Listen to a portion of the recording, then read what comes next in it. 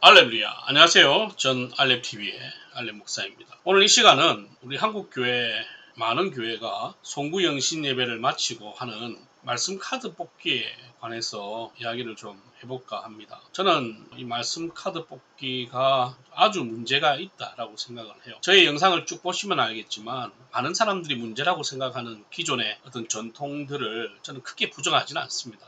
이런 점에서 좀 아쉬운 점이 있지만 사실은 이런 점에서는 충분히 이해할 수 있다라고 이야기를 하죠. 그런데 이 말씀 카드 뽑기는 제가 이해하기가 너무 힘들어요. 그럼 이 말씀 카드 뽑기의 문제점이 뭐냐면 첫 번째, 무작위로 한 구절을 뽑는다는 거죠. 하나님의 말씀은 한 구절만이 아니거든요. 근데 이 한 구절을 뽑아가지고 1년을 나에게 주시는 말씀이라고 생각을 해요. 물론 우리가 성경을 읽다 보면 어떤 구절이 나에게 강하게 다가올 때가 있습니다. 그래서 성경을 읽다가 내 심정에 꽂히는 말씀을 되새기면서 살아가는 것은 아주 좋은 거예요. 하지만 성경을 읽지 않고 추첨으로 한 구절을 뽑는 건 진짜 계시의 말씀 성경을 욕되게 하는 행위라고 생각을 해요. 정말 이건 조금 심하게 말하면 대나무 전 보는 거하고 같지 않나 라고 생각을 합니다. 두 번째 문제는 뭐냐면 문맥에 상관없이 한 구절에 집착을 한다는 거예요. 전후 문맥, 본문의 전후 문맥을 대부분 알지 못해요. 그 구절이 가지고 있는 문맥을 알지 못하는데 그냥 그 한 구절에 나오는 축복의 느낌이 너무 좋죠. 근데 사실은 어떤 구절들은요, 언뜻 보기에는 축복 같은데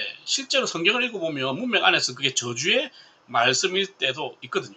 근데 그것을 구분하지도 않아. 세 번째 문제는 뭐냐면 말씀이 적힌 그 카드 자체가 우상이 되죠. 보통 카드 아니면 액자를 받는데 이 액자 같은 경우는 집에 신주단지처럼 모시고 있어요. 카드는 성경에 부적처럼 넣어 다니는 거죠. 가끔 읽긴 한데 거의 읽지 않잖아요. 책갈피로도 잘 안 써요. 그러면서 한 해 동안 주시는 축복의 말씀이라고 혼자서 세뇌하는 거죠. 여러분, 성경을 이렇게 대하고 하나님의 말씀을 이렇게 대하는 것 자체가 기복 우상신앙인 겁니다. 네 번째 문제는 뭐냐면 말씀을 66권 전체가 아니라 카드를 파는 회사에서 구별한 구절로 우리가 뽑는 거예요. 이걸 파는 회사에서 구별한 구절로 뽑는 거죠. 하나님의 축복은 회개를 외치고 심판을 외치고 내 죄를 드러내는 곳에서부터 시작을 합니다. 그런데 어떤 말씀은 넣고 어떤 말씀은 빼서 뽑게 하는 것은 이단들이 하는 짓이거나 혹은 거짓 선지자들이 소망만 외치는 것과 같은 행위가 아닐까 저는 생각을 해요. 만약에 그래도 꼭 하고 싶으면 66권 말씀 전체 구절을 해놓고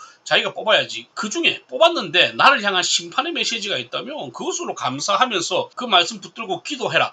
그나마 이게 나은데, 하지만 이조차도 앞에서 말한 1번, 2번, 3번의 문제들 때문에 이것도 옳지는 않아요. 그럼 다섯 번째 문제가 뭐냐면 말씀 구절에 큰 의미를 두는 사람 치고 성경 많이 읽는 사람이 거의 없다는 거죠. 왜냐하면 성경을 많이 읽는 사람은 한 구절로 1년을 버티지 않거든. 그런 사람들은 매일 새롭게 주시는 말씀으로 은혜를 누리며 살기 때문에 그 한 구절이 나에게 올해 한 해를 책임져 주는 말씀이야, 이런 식으로 말씀을 대하지는 않습니다. 결론, 송구영신 예배 때 하는 이 말씀 뽑기는 한국 교회에서 반드시 근절되고 사라져야 하는 악습 중에 악습이다 라고 생각을 합니다. 물론 이걸 아직까지 하는 교회도 많이 있죠. 그럼에도 불구하고 제가 이렇게 강하게 이야기하는 건 그런 교회들을 제가 비판하고 싶어서가 아니라 좀 바르게 성도들이 알고 살았으면 좋겠다라는 거예요. 만약에 꼭 하고 싶다, 저도 생각을 해봤어요. 그런 문화가 정착이 되어 버렸는데 이걸 한 번에 바꾸기는 어렵다. 그러면 어떻게 하면 좋을까? 제가 생각할 때 한국 교회에 대안으로 제시할 만한 게 뭐가 있을까 고민을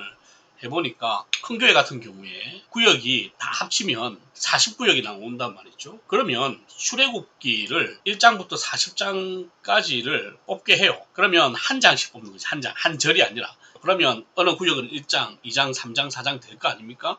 그럼 그 구역에는 많은 사람들이 있잖아요. 한 구역에 한 최소 5명에서 최대 10 몇 명까지 있을 거 아닙니까? 그러면 1년 동안 다 외우는 거야. 그 한 장을 나눠서 외우든 혹은 한 명이 다 외우든 아니면 모두가 다 한 장씩 다 외우든 어쨌든지 그 구역에서 그 한 장을 외우는 거죠. 그래가지고 송구영신 예배가 보통 11시나 11시 반에서 시작하지 않습니까? 그렇게 하지 말고 저녁 먹고 한 2시간 전에 모여요. 한 9시에 모여가지고 9시부터 뭘 하냐면 작년에 우리가 뽑았던 성경이 출애굽기면 1장부터 40장 나와가지고 암송대회 하는 거지. 암송대회. 성경을 1년 동안 외워서 출애굽기 한 권을 교회가 다 암송하는 거예요. 그렇게 하면 너무 좋지 않을까. 1년 동안 외우는 거니까 외울 수 있을 거 아니에요. 물론 안 해오는 사람도 있겠지만 그래도 외우는 사람이 있을 겁니다. 그리고 안 해오는 사람들에 대해서는 뭘 하지 말고 외운 사람들한테 뭔가 특별한 상을 준다든지 칭찬을 해준다든지 그렇게 하면 용기와 격려를 받아가지고 열심히 외울 거란 말이죠. 만약에 교구 숫자가 작거나 구역 숫자가 작아 그러면 뭐 야고보서 이런 걸 해도 되고 뭐 28구역이다 그러면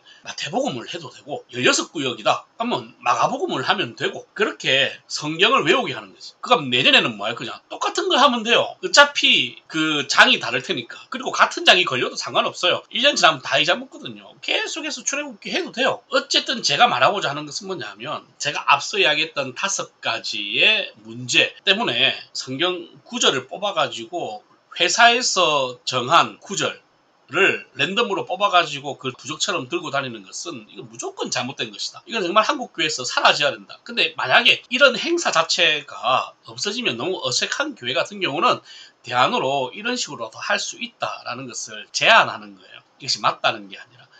이 영상의 핵심은 그게 없어져야 된다는 것이 핵심입니다. 그래 하시고 여러분 교회도 한번 좀 고민을 해보세요. 그래서 요즘은 이걸 없애려고 하니까 없애는 것도 어렵고 해서 송구영신 예배를 아예 안 하는 교회도 많이 있다고 들었어요. 점점 송구영신 예배가 사라지는 추세라고도 하더라고요. 그것도 나쁘지 않다고 생각을 해요. 송구영신 예배는 있어도 되고 사실 없어도 되는 거니까. 여러분도 한번 생각해 보시고 어떤 것이 하나님께서 기뻐하시고 하나님의 말씀을 대하는 성도로서 어떻게 대하는 것이 옳은 것인가 한번쯤은 고민을 해봐야 되지 않나 그렇게 생각을 합니다. 할렐루야.